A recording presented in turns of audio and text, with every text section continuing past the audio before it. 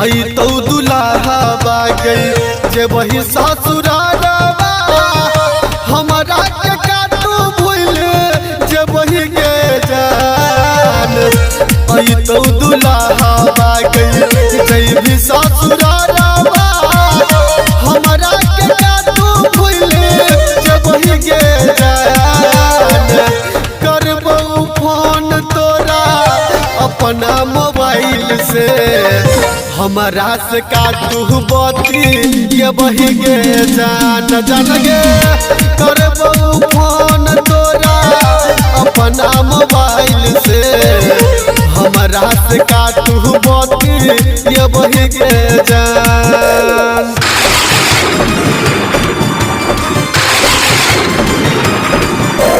DJ Chandeshwar पंडित पिपरास चौक।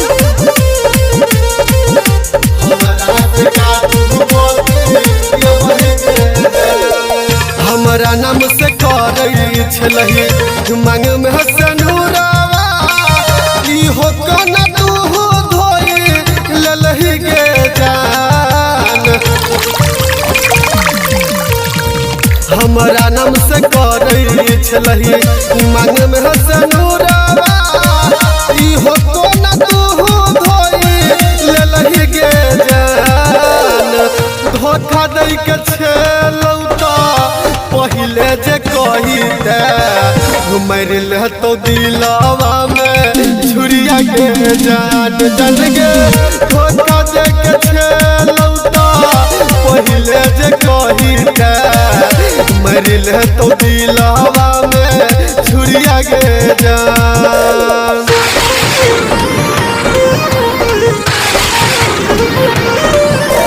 DJ Chandeshwar पंडित पिपरास चौक।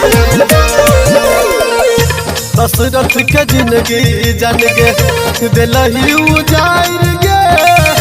राम से रसीला के संग जाइ छी गे जान।